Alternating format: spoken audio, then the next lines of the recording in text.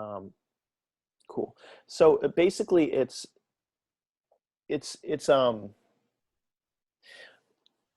I try to relate things to the arts a lot, like arts and arts administration, professions within arts and arts administration, but not, like a relatively small percentage of people that graduate from Toledo School for the Arts actually end up going into arts related fields. It's like very much like a normal high school in that respect. Probably a larger percentage of them end up going into the arts than in other high schools, for sure. Um, but so I try to like do a lot of more generalized um, topics that are, like cross modal and apply to different types of professions. But like we do, like first semester we do a lot of like career exploration stuff, like professional skills like cover letter writing, resume writing, interview skills, um, personal finance type stuff.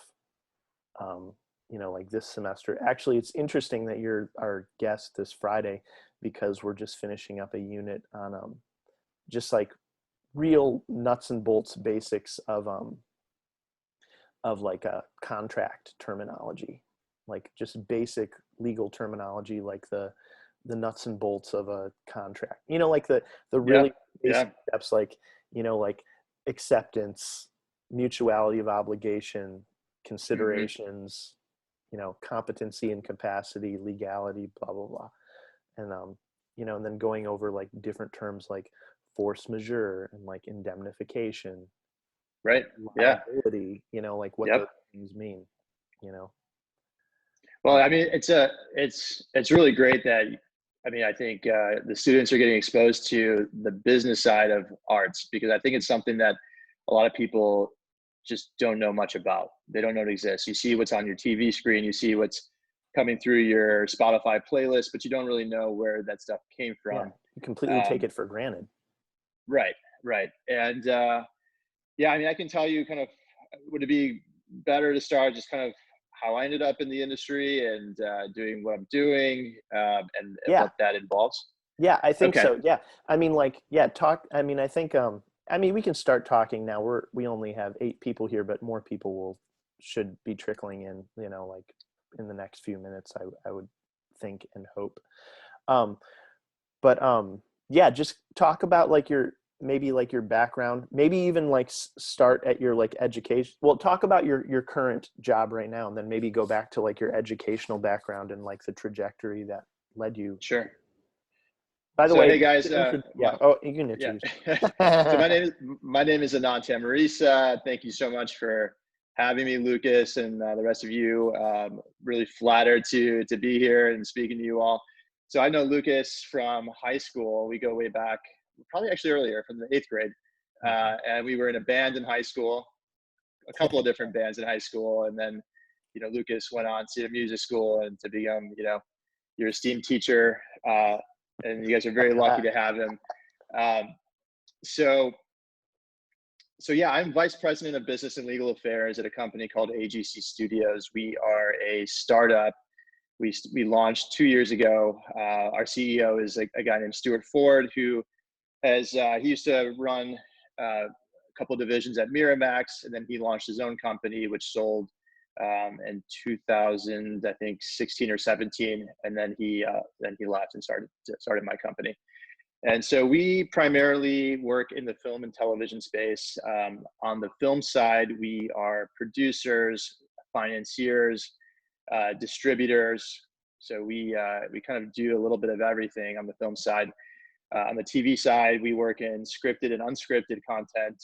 So we make either 30 or 60-minute television shows, which will be on broadcast or premium pay like HBO, or SVOD like Netflix or Amazon. And we also have an unscripted business. So we have a few documentaries that we've produced and a few that we've sold that are in production right now. So we kind of operate all across the board. And so I'm the sole in-house attorney for that company. And I do basically everything. I have a few outside lawyers I hire from time to time if the workload is too high or I need some special expertise on a certain deal. But essentially, I kind of oversee the whole slate of content. Um, in terms of my trajectory, I was actually a pre-med student in college, and I decided with my buddy one summer to drive out to LA and spend a summer at UCLA.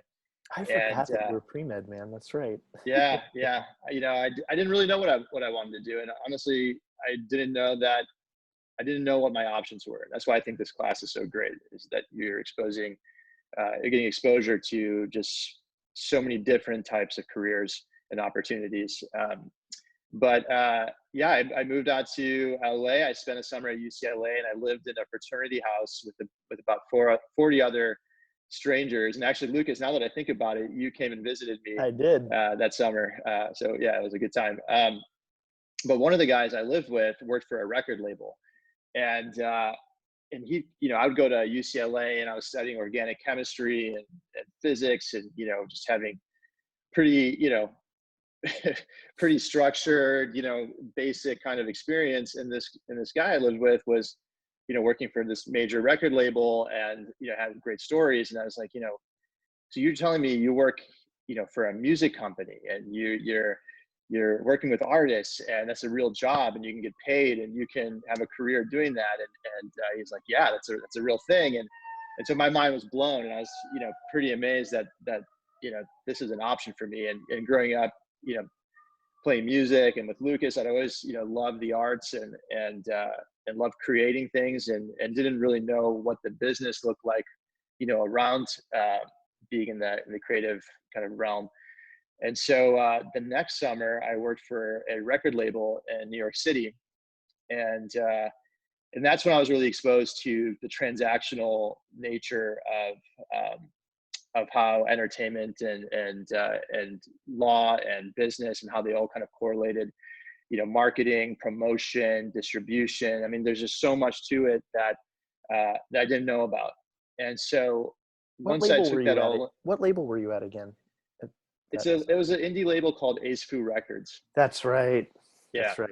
yeah. It's a small label, but we had some pretty big artists at the time, and being an intern there, you're able to do a lot of different things, whether it's call radio stations and try to get your artists to go and play a live set while they're on tour, or sending merch and stickers and whatever to a record shop, to reviewing contracts or submissions. I mean, there's interning. I mean, get into this later. It's just such a great way to expose yourself to Yeah.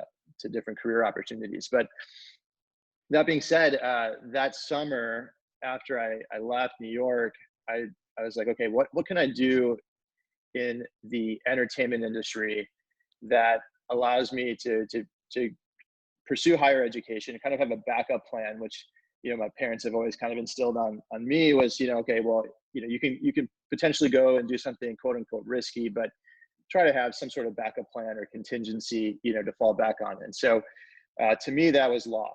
And so I thought about it for a bit, and decided, okay, before I go into law, I want to work for a few years just to see if this is really something that I want to pursue in the long run.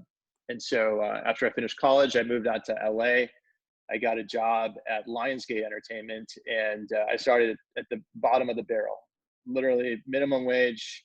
I was just really happy to be there. It was 2007, so the economy had just crashed pretty badly. Jobs were, pretty scarce, especially in music. I actually wanted to go into music originally, but that was when Napster and a lot of piracy issues were occurring, and record sales were low. And so really, I think artists were relying on a lot of live performances to generate revenue. So the music industry was, pretty. And Lucas, yeah, I mean, you know all about this.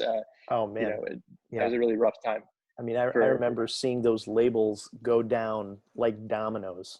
You know, a lot of people, a lot of my friends got jobs at labels right out of college. Like we graduated college in undergrad 2006. A lot of friends got jobs at labels right after college, and then right around that time, and it was like that time of the digital piracy, da da da da da.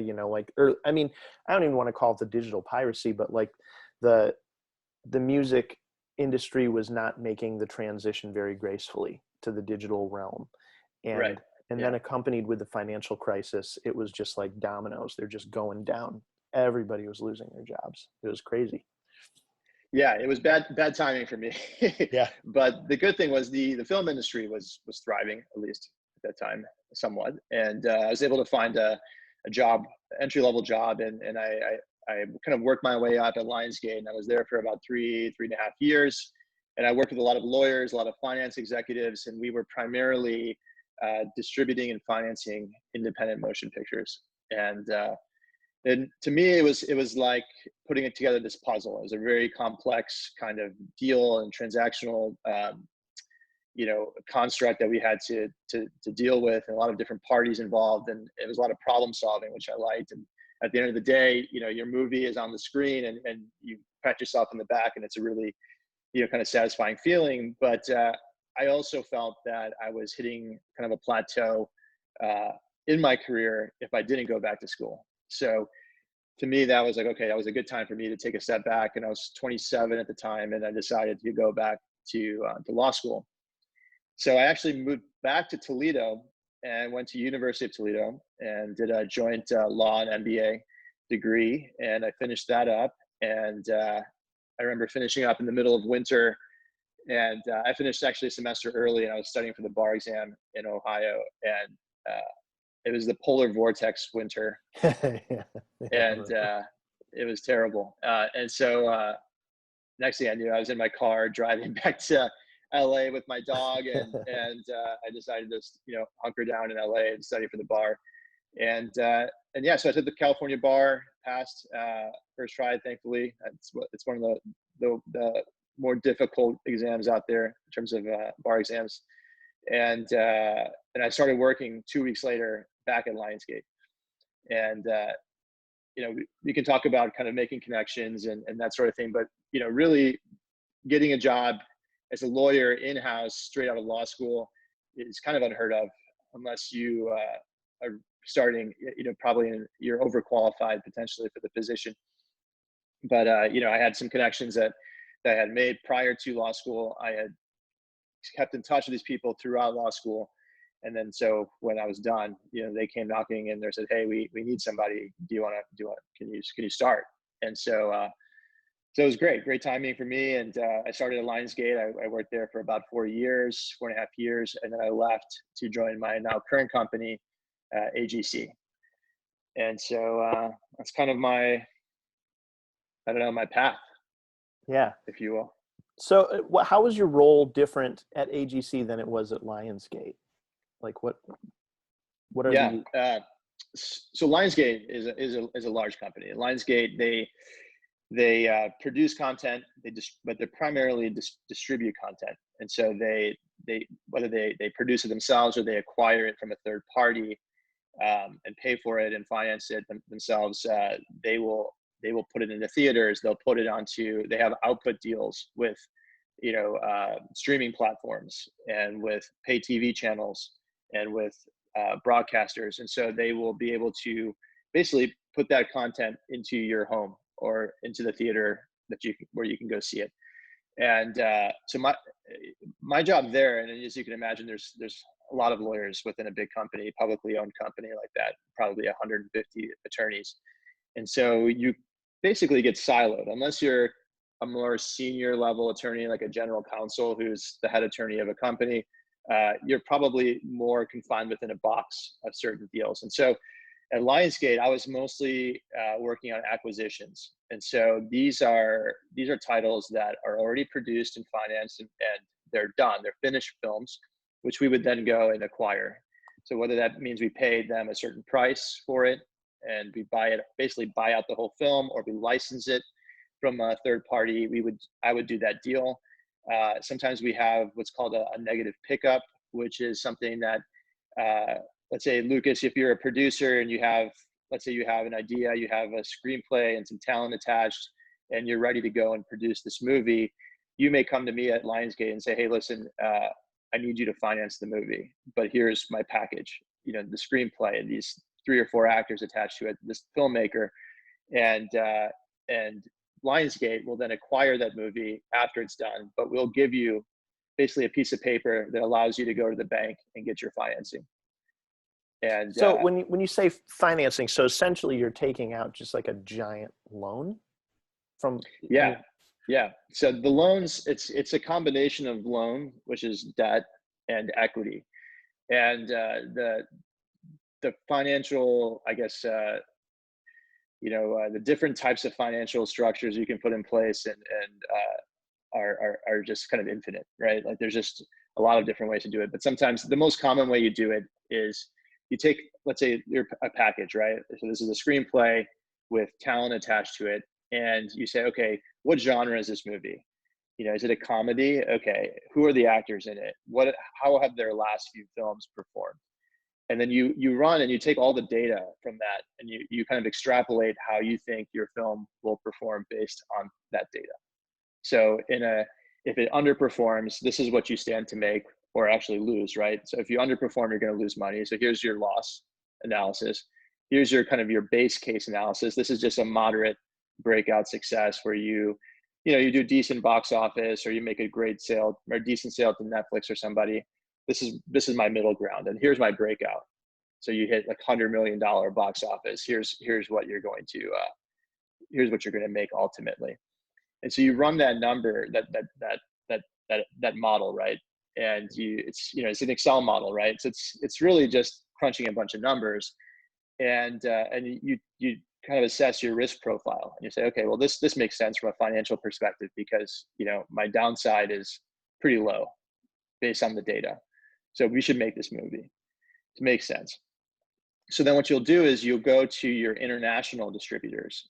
And so these are distributors in Germany, France, Italy, Spain, Australia, South Africa. There's every territory basically has their own kind of primary distributor of content or distributors, and you try to sell that movie based on the package. And so you do a sales pitch and you say, this is great. This actor is consistently, hitting great box office numbers, and you guys, it's going to be the next.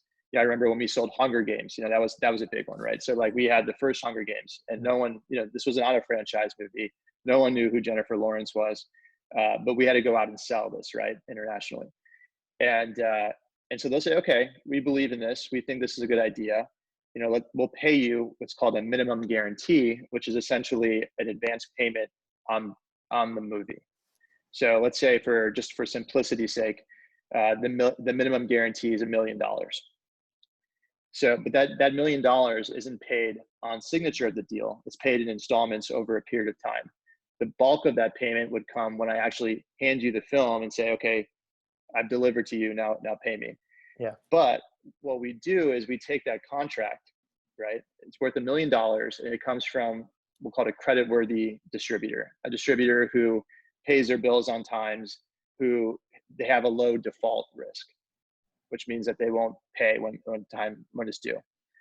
And we'll take that to a bank and we'll say, okay, hey, we got this distributor. These guys are great. They pay on time. They want to buy our movie. We need you to loan us the $1 million against the contract. And so the bank then will say, okay, fine, you assign the contract to me and we'll give you $1 million. And so when it comes time for me to deliver the movie to the distributor, instead of paying me, they're gonna pay the bank. Got it.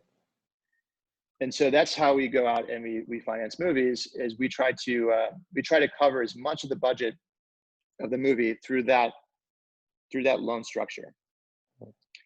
So that's just one example, right? So let's say the movie is $10 million to produce, and so we've been able to pre-sell about $8 million of the budget to cover the budget, but we still have $2 million to fill to actually make the movie. So at that point, we go to what's called equity investors, and these are typically funds, private funds, or high net worth individuals. We deal with a lot of we're represented by a lot of the major talent agencies who also rep high net worth individuals. So these are like billionaires or athletes or, other people who, they have excess cash and they want to get involved in the film industry. And we'll say, okay, hey, we have $2 million hole that we need to fill. Can you help us fill it? And sometimes they'll invest in the movie. Yeah. And so whereas the debt component, which is a loan, gets repaid over a period of time, the equity, it may not get repaid because if the film does not perform at a certain level, there's not enough revenue coming in from that movie to repay the equity. And so it's a riskier position because they sit behind the debt. If that makes sense. And I can walk through, this is a very, I'm getting into a lot of the weeds here. Yeah, but I mean, film but finance it's works. interesting though, because especially when you're talking about the equity, and like the equity investors, it's very much like, I mean, investing in the market in any other way, like it's you're always like assuming some element of risk, whether you're investing in a mutual fund or you're investing in, like different, you're building a stock portfolio. It's like essentially the same thing. You're investing in your in hopes of getting a return, in hopes of profit. The closest thing I can really draw a line in terms of film finance is kind of commercial real estate. They're very similar in the way you would set up the financing. And so it's interesting because, film, you perceive it as just a piece of, it's an artwork, right? It's a form of expression. But, when it comes to the finance components, we treat it like a commodity, like something that has to make, and I mean, we have fiduciary duties to the investors to make smart investments. And, you have to be really calculated in the types of movies you're making so that your investors don't lose their money. Absolutely. At the end of the day, while making great content, which is, which is also very important. Talking to you about this week is a really interesting thing, because last week the person I interviewed is an old friend of Janet's. Actually, his name is Will Muto, and he's a visual effects pipeline technical director at Industrial Light and Magic, and he lives in San Francisco. And he showed us a lot of like really cool visual effects breakdowns, and just like talked a lot about his job. But you look at like all of these things that need to happen, especially like in a huge movie like The Rise of Skywalker, and just million, and you look at it and you're like, this costs money. This all costs money, millions upon millions upon millions of dollars to pay all these people to make this art.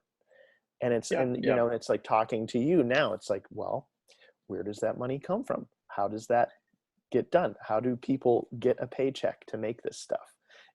And yeah, I mean, it's interesting too that you mentioned that, because what you're talking about also is the major studio realm of making these big budget, $100+ million movies, where the studio has a much easier financing structure because they have direct ties with the bank. They can just write a check essentially and make the movie. Whereas my company is an independent studio, so we are independently financing movies, which means that we don't have that ability to just go out and write a check. We have to for $100 kind of million.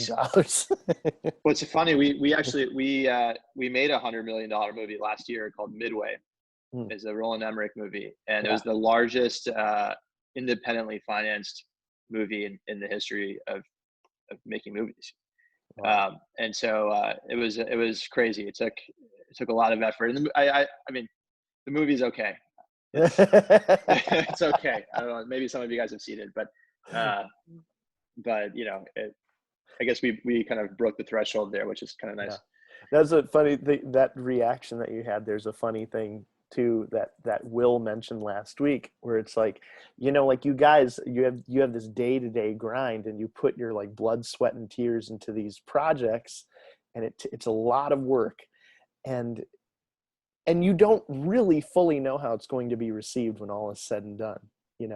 It could be like a total breakout hit, or there could just be like a bunch of people trashing it on Reddit. Like you just don't know. Yeah. It's a crazy business. I would never invest my own money into making movies. It's a terrible investment. But that being said, and you invested in a movie, and like I said, we did a deal on a movie we made with a like a famous NBA player to invest in the movie. And they just have excess cash and they want credits on the movies and they want Yeah. to go to the premieres and they want to be involved in that side of the business. And so it's worth it for them. They don't really care if they take a loss. But anyways, film finance is just one area of of what I do. Also what we do is development and production work too. So, from a legal standpoint, I get involved from the very, very beginning of a project. So whether we are developing a concept in-house, so we have an idea and we want to hire a writer and just start developing something just, complete on spec, we may do that. If we want to option a book, there's a great book out there, and we want to do that deal or make a movie about someone's life. From the very core beginning of the project, there's a legal component where we have to, from an intellectual property standpoint, get the rights to make that movie. And that's really the foundation of every project, is really getting the intellectual property rights in-house to be able to develop and create something.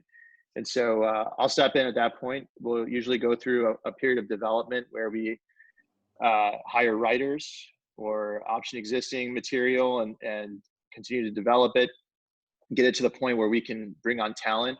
And so we'll have a creative meeting where we'll say, okay, here are 10 actors that we think would be great for this role. And with these 10 actors, we can probably hit our numbers. We can make it at a budget level within a certain range. Going through that process I had just previously described.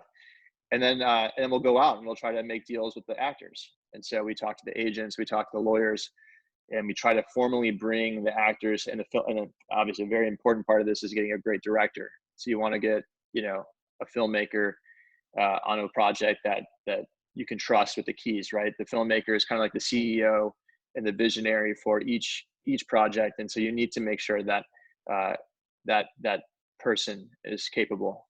And so we bring on these elements, right? And we start to create what's called a package. And then from there we can either independently finance. So my company will go out and just make it on our own, and then we'll try to sell it to somebody, or we'll take it to a company like Netflix or Amazon or any of the major studios and say, okay, hey guys, here's our package.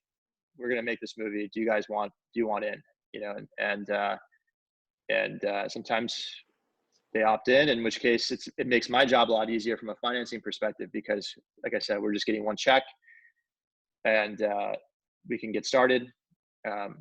Otherwise, if it's independently financed, it makes my job kind of a nightmare, right? It's because we're there's 30 different territorial distributors out there. We have to get all the paper. We have to get the debt provider in, the lender, the equity. It's a lot of moving parts. And so from a legal standpoint and a transactional standpoint, it gets very complicated quickly. Yeah. Sounds like it.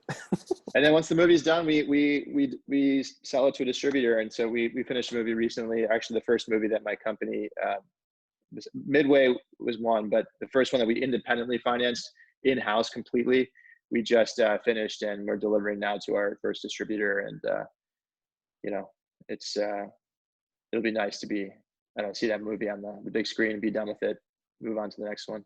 Yeah. It's just, it's interesting. It's like, it never ends. It's like you wrap a project and then it just starts right up again. Yeah. So I don't know, should we, any specific questions or anything I should go into more specifically? You think that would be helpful? Janet, do you have a question? Unmute yourself. Janet's sitting across the room right now on her computer. Nice. Okay. Hey. Yeah, so like what does like an actual typical day look like for you? Like a good day and a bad day? Like what are you doing? Like from 9 to 5 or 9 to whenever, 8 to whatever? How long is your day? How many projects are you working on? I have so many questions. Yeah, we have a crazy slate right now. We have almost 100 projects between film and television that we're developing in-house. So it's development, sales, financing. It's a huge spectrum of what we're doing. A typical day starts probably pretty early. So a lot of the banks that I deal with are based in the UK. So we have an overall deal with the UK based bank. And so based on time changes and time differences. You know, if I have to get on a call with them, it usually starts around like 7 to 8 in the morning. And usually during the day, most of my time, unfortunately, is spent on the phone, or now on Zoom calls. So for a lawyer, and we're doing a lot of negotiating and communicating, whether it's via the phone or the email. But at some point, we have to draft the contracts as well, right? And we have to review the paperwork. And so it's making my time reviewing paperwork a lot more difficult. So that causes my day to go long in the evening when no one's calling me or emailing me. So a typical day is busy. It's usually kind of, I don't know, I would say 30-minute blocks of time set with different agents or lawyers, or internal meetings with my colleagues, especially right now during the COVID-19 situation. It's not like we can walk down the hall and come into someone's office. It's scheduled Zoom calls and a lot of catch-up sessions, you know. And so I'm doing that, and finding time in between to take a breather and just, you know, maybe go outside for a quick walk with my dog or whatever, and kind of check myself. That's also really important, I think, in any career, is to make sure you're staying sane, right?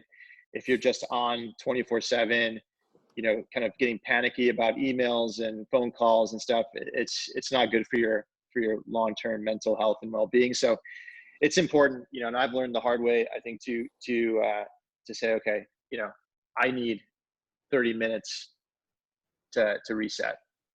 And unless it's an completely urgent situation, I'm going to check out for 30 minutes, and then I'm going to come back and get set again. So it's, you know, that's all like a learning process. But Janet, sorry, that answer is kind of not really direct, because it just varies so much every single day. Cool. He can't hear you. You're muted. Oh. I'll unmute you. Thank you. No, that was great. She said thank you. Sure, her microphone's muted. Of course. Yeah. And then there's also other administrative duties too, like, you know, I negotiate the lease of my office for my company, or I'll, you know, other corporate matters that come up from time to time. I'll jump in on, you know, employee-related, HR-related issues. So it's just really interesting. It's even interesting to me sometimes how much, especially when we're in production too, like you were talking about how you interviewed a VFX company last week, and like I'm doing a lot of VFX deals right now. We're in post-production on a few movies, and so, you know, I had never done a VFX deal prior to joining this company, right? So like at Lionsgate, where I was stuck in a bit of a silo, just doing the same kind of deal over and over and over again. At my current company, being the only person here, I get to do it all. Yeah. For better or for worse, you know, mostly for better, because you're constantly learning. And so, you know, now I know more about VFX and how that deal looks like, and what they actually are providing, and how we can be crafty in the way we do those deals, or music deals, hiring a music composer to come on, or music licensing and incorporating music into your project. You know, how can we do that? Or product placement deals. Whereas like at Lionsgate, there'd be individual departments for all of those separate things. Each of those things would have a separate department. Product placement, using that to finance your movie. You know, I've never done those deals before. So it's all, you know, it's all a process, you know. Can you talk about that for a second? Like how, the whole phenomenon of product placement for movies. Like, when did that start becoming really prevalent, and how much of a movie's budget does that really account for? And like, you know, like it depends. If you're looking at like a big movie, like a James Bond movie or something, you know what I mean? You see product placement all over the place when you really start to look for it. Yeah. I think James Bond would be on the higher end of the spectrum, where, you know, you're seeing quite distinctly a brand of vehicle, and they're doing a major sponsorship, or, you know, I guess promotion with that company. So that would be in the higher end of the spectrum. Honestly, I don't know how those deals look like, because we've never done a movie with that high level product placement. We're doing one right now It's kind of a buddy female comedy movie with two two well-known female comedians, and we're getting a lot of product placement for that movie. For example, that budget is close to $10 million, and we'll get about 500,000 in product placement, and that's from various sources. Otherwise, sometimes it's not that much at all, right? It's Sure. like, we're using a Fiji water bottle in a scene, and so for Fiji may pay you $10,000 for that. So Yeah. it's kind of all over the spectrum. I don't really know when product placement. It's a good question. When it really took to break out. The one thing I can remember is American Idol, and them prominently featuring Coca-Cola as a sponsor. In terms of film, I know it's a good question. I'll have to look into started it. to appear in I mean, when the music industry, like post Napster era, when the music industry was starting to sit on shaky, wobbly legs, you started seeing a lot of product placement in music videos. When music videos were, and that's like one of the first places that I can really remember it being super prominent was, like in big MTV music videos. And now it's just like every music video you see, like mainstream, like Justin Bieber music video or level music video, it's just like egregious. It's like, Right. Yeah, I mean, and we'll hire. So typically, we'll hire if it's the right kind of movie. We'll hire a product placement agent, and this person specifically will go out and search in search of those deals, and they'll send the screenplay to the company, and they'll say, okay, here's the project, and here are the actors. What do you guys want? Do you want to put your product and feature your product in our movie? And so if they express interest, then we do the deal. So it's interesting, right? I mean, it is. there's things you don't really think about. No, the money has to come from somewhere.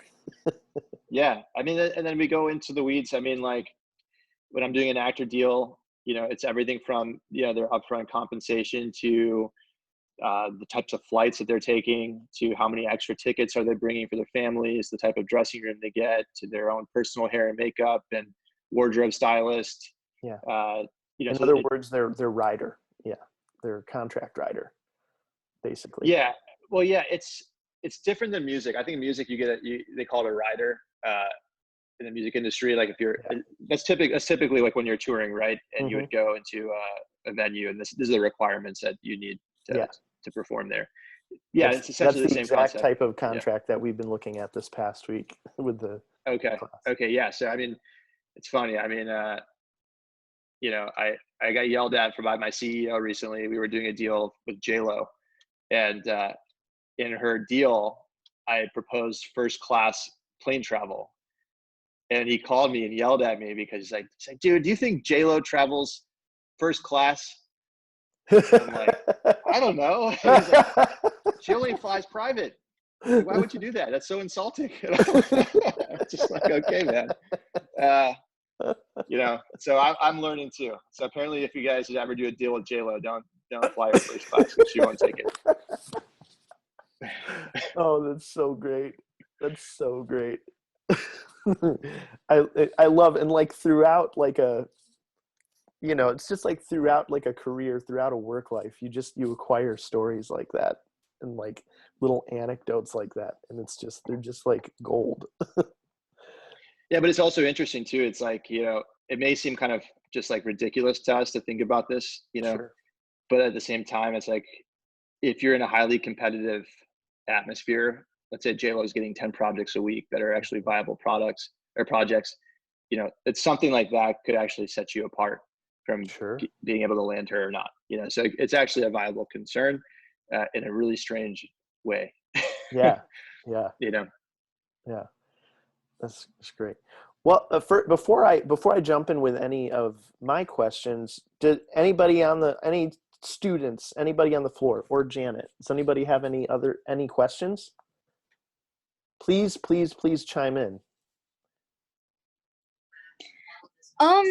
Hey, Katie. Hey. I'm not showing you my face right now because I just got out of the shower and my hair's all wet. But this is a little bit of a personal question. and be free not to answer it if you don't want to.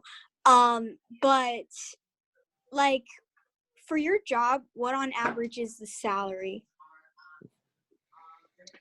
Okay, so salary can vary greatly based on experience, based on company, based on the type of role that you're doing. So, I would say an entry level attorney in the entertainment industry can start, you know, somewhere maybe around 50 to 60 grand a year. That's really basic. That's get the foot in the door and start to work your way up. As you get more senior, it can go up quite a bit. So, depending on the type of company you're at, you can make really good 6-figure income into potentially 7-figure income if you're part of a firm. So like a lot of the lawyers I deal with are at talent firms. And so they typically, and there's probably, I would say about five to 10 lawyers in the entertainment business who kind of rep that A-level marquee talent. These are the highest, performing, highest earners in the business. Like who are some examples of like those high earners? Like Will Smith or Tom Cruise or Brad Pitt, Leonardo DiCaprio, those type of people, Jennifer Lawrence, Scarlett Johansson, just the A-level, A+ level talent in the business. And so a lot of the ways these guys work is they, and not just guys, by the way, it's men and women who are part of this, I would say, elite legal crew. They take a percentage of earnings. So like how a talent agent would say, talent agents typically take 10% of what a client makes. Talent attorney is somewhere to take about like 5 to 7% if they're not engaged on an hourly basis. So if you have an actor who closes, a huge deal, I mean, that's millions of dollars right there. So it's a huge spectrum, that's, again, it's not a great answer, but it just really depends on, it also depends on kind of like your quote unquote legal pedigree, right? So if you went to, let's say, Harvard, Yale, Stanford, you would probably get looped into this bucket of people that kind of go to the more elite firms as a junior attorney, and you're groomed to kind of move your way up the ranks. So you may start off at a higher salary in your first year. If you're someone like me who went to University of Toledo, which was a great school, don't get me wrong, but it's not Harvard, Yale, or Stanford.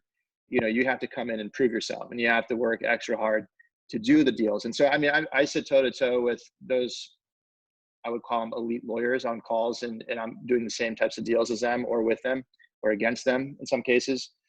And so it's not really, I don't think it qualifies you in terms of your knowledge base, but it's more along the lines of, maybe what your starting earning potential is. And then from there, it's up to you really to make the right moves, and get into a place where you're, making a good salary.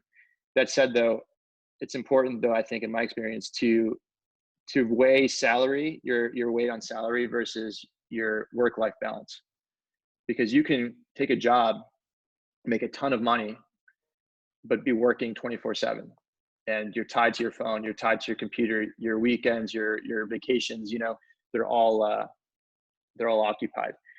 So it's also an important consideration, I think, when you're picking a career path, is to say, okay, all things considered, what makes sense for me. Awesome. That was a good answer. Any other questions, guys? Before I start in on mine? Okay. Well, we'll take maybe while you guys are thinking about it. Do we have any people interested in entertainment law, just out of curiosity, on the call, or maybe agency or management work, talent agency or talent management? I know. I'm interested in agency work. Okay. Do you have any specific questions about how to get into that business, or because I can help you with that as well? Not as of the moment. I'm sorry. Well, it might be a cool thing okay. to go into, like, at this point, go into like college trajectory and internships. you know, and Yeah. like Yeah, for sure. how to pursue those. Yeah. So so geographically, where you go to college will make a difference in some regards, right? Because while you're in school, if you're in a big city like LA or New York, or like a music city like Nashville or Miami, for example, you'll have more opportunities to meet people who are in the industry that that you're interested in. So that's one thing. Now, if you were like me and you went to school, I went to Miami University in Oxford, Ohio, which is a small town outside of Cincinnati. And if you're like me, you have to travel. You have to go to the places to to put your foot in the door and say, hey, I'm interested in this career. Let me figure it out. And to do that, the entertainment businesses, whether you're music or film or anything else, it's all a network. It's all about who to get your foot in the door, because unfortunately there's just hundreds of resumes stacking up for internships that these people receive that they don't have time to go through. So really my advice would be to look within your own personal network and see if you know anyone in the industry that you want to work in, or who are maybe even close to people in the industry that you want to work with, and try to work your way in that way and say, okay, I'm a first year college student, and I'm looking to spend my summer in New York and come work for you. Can you help me out? Oh my Spend time working on your God. resume. I think didn't know that she wasn't muted. Oh, sorry. I'm working on my No, sewing machine. no worries. No worries. All good. But yeah, just try to build inroads. And if you have no connections, cold email, cold call people. It's funny. I wanted to work in entertainment law. I knew it after my junior year of college, and I sent a random email to a lawyer at a law firm. I had Googled entertainment lawyers, and a list came up, and I did some research, and I sent a cold email to someone, and they replied back, and we started a conversation. And then lo and behold, 4 or 5 years later, I'm doing deals with that same person. So it's a small world, and so and people, I think also when you're making those, if you're trying to make those connections, do your research, figure out who that person is, where they came from, research about their company, show that you've taken the time to do your homework. And I think that goes a long way with showing how prepared you are for those meetings. And that can make a huge difference when it comes to landing internships, and just showing that you're a methodical, thoughtful, prepared person. Yeah, that's great. I can definitely like attest to what you're talking about like the having a leg up when you are geographically closer to these places that you're pursuing. Yeah, and most likely to your school at that point will also have some connections in the industry as well. So you have career assistance and career support. Unfortunately, I had none of that, and I didn't have a class like this, which was, I think is awesome, to try to put those pieces together and figure out, of a pathway forward.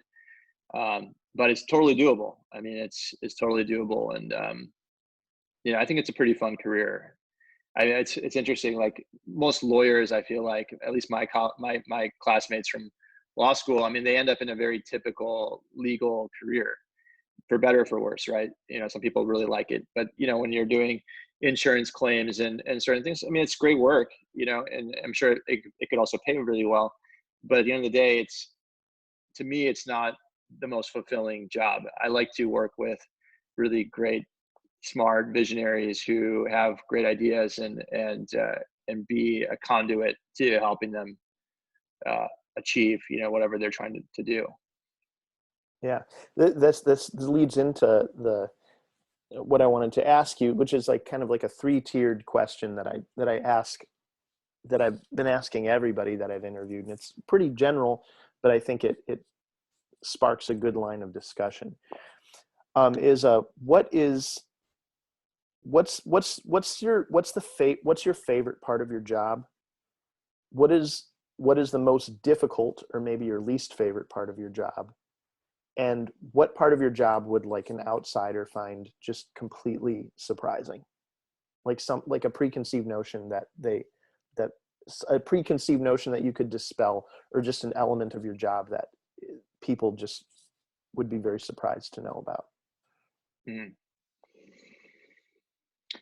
Okay, so starting at the beginning, the first question is, what do you enjoy the most about your job? Yeah, exactly. Okay.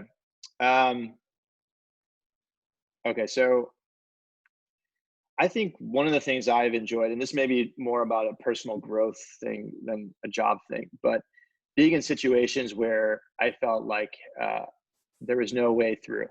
So like, this is impossible. There's no way I can do this. You know, I mean, I'm thinking about a movie we worked on where the financing wasn't closed. And so we had no way to pay the talent. And we were filming this movie in Romania, and it had a lot of child actors in it. So we had to put the movie was starting on a Monday. This is Friday, and we still haven't closed. And SAG, which is the union that governs all of the talent and all the actors, had not approved the production for filming, which means that the talent, the actors, will be in violation of their guild if they went and traveled to set. And so we were in a situation where we had to tell the talent, and this is because we hadn't closed the financing. There's a lot of elements that still had to get done from a legal and transactional perspective. And I remember just thinking to myself, like, there's no way we're going to make this movie. Like, it's not going to happen. And I have to tell these kids' parents in some cases, like, hey, you know, you got to get on the plane and go, because we're starting on Monday, full well knowing that there's a very good likelihood that we weren't going to start on Monday, and they would be, you know, in Romania. In Romania. And it's funny. It's a movie that takes place on a spaceship, and we had taken a loan out, a $10 million loan, to build the spaceship prior to them going to Romania. And it was just when the Fire Festival documentaries came out, and we were just joking around. It's like, one day there's going to be this empty spaceship on the side of the road in Romania, and people are going to ask, like, where did that come from? It kind of did feel like the Fire Festival at some points, because this was a crazy movie, but we got it done. I mean, we got it done, and I completely had doubted myself and the company and everyone. It wasn't just my company's fault. There was a lot of different parties that had to come in and kind of perform, but we got it done. And I guess the moral being, there's a lot of situations in my job where I feel like it's an impossible task, but yet when I make it through, and I think this is maybe a legal thing, I don't know, it's a really great feeling, because, you know, you can give yourself a pat in the back and say, okay, I have that much more confidence to face the next one. And it just builds over time, and you get less rattled or kind of phased when things start to get off the tracks a little bit. In terms of the least favorite thing, I think, you know, in my job, I have to deal with a lot of strong personalities. And so I get a lot of people, a lot of yellers, a lot of,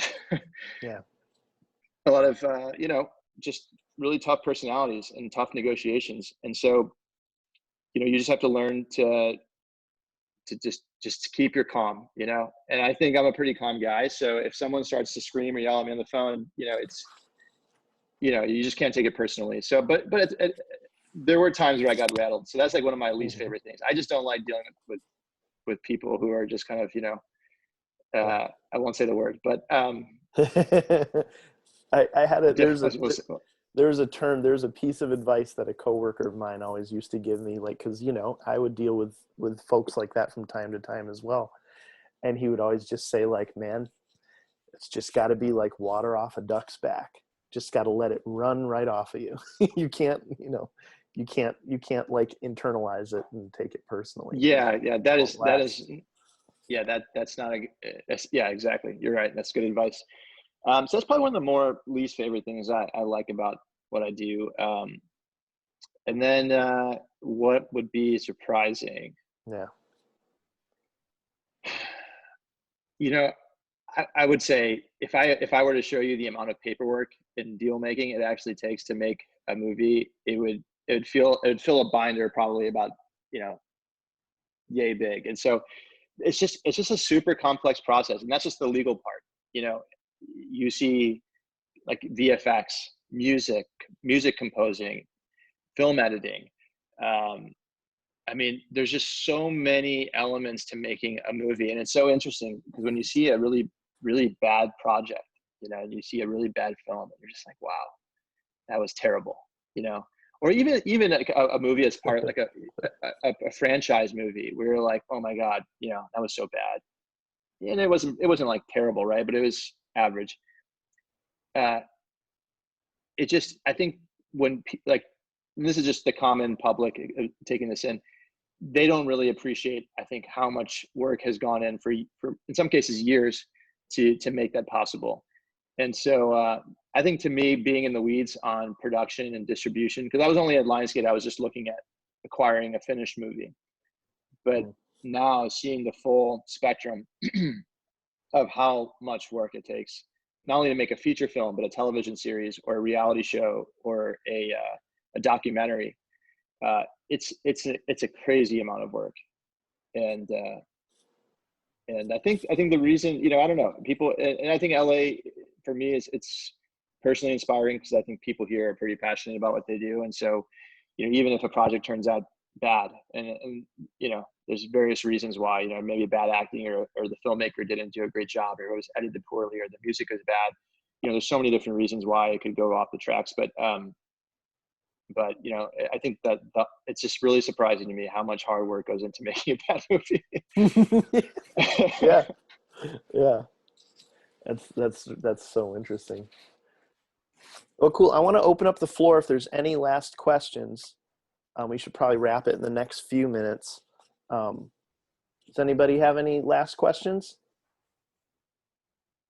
Anybody? Is there anything about, like, maybe COVID or your contracts that may be helpful for your class? Like a contract background in education. Yeah, they're taking a little quiz on basic contract terminology today through the weekend. But I would actually, it would be interesting for you to speak for like a couple minutes about how COVID has affected and halted a lot of things in your industry right now, and how that's affecting you personally, you know, like your company personally. Yeah, sure. I'll try to do this quick because it's been affecting us materially, I'll say, which is a good legal word. So we were that's may or may not be on your quiz today, guys. Material. There's a quiz, whatever. Materially interfering with my work. Material. So it's a good one too. So we actually were in production. We were one day away from starting a project that was filming in the Dominican Republic, and we had our actors had flown out, and we had to shut down the picture the day of start of principal, which was on March 16th. And so I mean, it's basically taking governmental directives, right? So countries or states or local governments, I mean, they're really just shut everything down. So film and TV production, unless you can do it remotely, which is interesting because I saw that Parks and Rec did like an episode last night remotely, which is, I think, is pretty cool, with everyone kind of and SNL has been doing it too. Yeah. Unless you're doing something like that, you can't make anything. So unfortunately, you know, for talent and for crews and for you know, everyone associated with production, their jobs have been halted, right? So they can't make money. And then for companies like mine, we can't make money either, because usually as producers, we take fees in the budget. And so if a movie is not getting filmed, we're not getting paid. So it's a huge problem. In terms of getting back to production, you know, I think that will start to happen once the social distancing guidelines from first and foremost start to kind of, I guess, loosen up a bit. So you can have more than, you know, just a few people together, and maybe you can, with proper precautions, right? Let's say, like, you know, before you come on set, you do a temperature test, or if they have rapid testing for COVID, you would take that test every day before you came on a set. So you confirm that you don't have something. Or if an antibody test is available, then you could basically have a proof and say, okay, hey guys, I have antibodies, you know, I'm okay. If that's Yeah. shows to be the case. So there's various precautionary measures you would take prior to coming on the set. And then in terms of like food, right? So like craft services, you won't just have like open food exposed to elements. You know, every item would be individually wrapped, and you know, you would consume food that way. People would be wearing masks, you know, at all times, and gloves, and you know. So I think you're going to see as things start to kind of loosen up a bit, and until we have a vaccine, you're going to see kind of measures like that in place. Also, right now we're actually working on a TV show which is going to be filming in Australia, and I don't know if you guys have been keeping tabs on Australia, but the COVID, I guess, positive COVID cases are rapidly declining, or it's really just on the downturn there. So Australia might be a place that may open up for filming before the US does, in which case we're going to try to do projects in those kinds of countries where it's safer to film. So I think we're looking at all sorts of opportunities and ideas. Like Canada, for example, might be a place to loosen restrictions before the US. So instead of doing something that we might have done in New York, we may do it in Toronto or something like that. So you know, it's just kind of keeping your finger on the pulse and seeing, okay, how's the world changing, and where can we make something in a safe way where people feel comfortable showing up every day. We also have insurance companies that insure the project. So we have to make sure that the project is underwritten by insurance, just in case someone gets sick or the project falls apart. You know, someone has to absorb that risk for our financiers. And so it's really being completely buttoned up and taking a smart, calculated risk, as opposed to, I mean, I don't think we're ever going to be in a situation where there's zero risk until Sure, of course. there's a widely disseminated vaccine. Yeah. Or at least there's never going to be zero risk, but to a level where it's like acceptable, normal risk, essentially. Exactly. Right. Yeah. And then, you know, like I said, like putting actors in an airplane, you know, potentially, you know, A-level or whatever. I mean, I'm not to say that someone's life is more important, but it's just like those people maybe have more options, right? Like they may not have to take a job because they have more money, you know, saved up. And so they may not need it. They may not want to put themselves out there right now. Yeah. So it's all very fluid, I would say. Yeah. That's really interesting, man. It's very fluid, but also it feels like, you know, like it's being, I don't know, like I feel like we're not even hearing that much of like a thorough strategy from like our lawmakers, you know? Yeah, that's a whole other story, man. Yeah. It's really interesting. Cool, man. Well, I think we should probably wrap there. But because I've got to get to another committee meeting too. But thanks so much for doing this, man. Yeah. This was Thanks, really, everyone. Really great. appreciate it. Thanks, Lucas. Thanks, Janet. Thanks for having me. Appreciate it. Yeah, Janet's giving a thumbs up from across the room. Yeah. Yeah, man. All right, guys. I'm sure I'll talk to you in the next. And if you have, if you or your students have any other questions about the industry or anything in general, you know, I can send you my email and feel free to send it off. Yeah, if any of you guys have any questions, you guys who are on the call now, or those of you who are going to watch it later, because I'm going to post this up and put a little discussion thing up for the class to answer, so that, you know, like all the kids will end up watching it.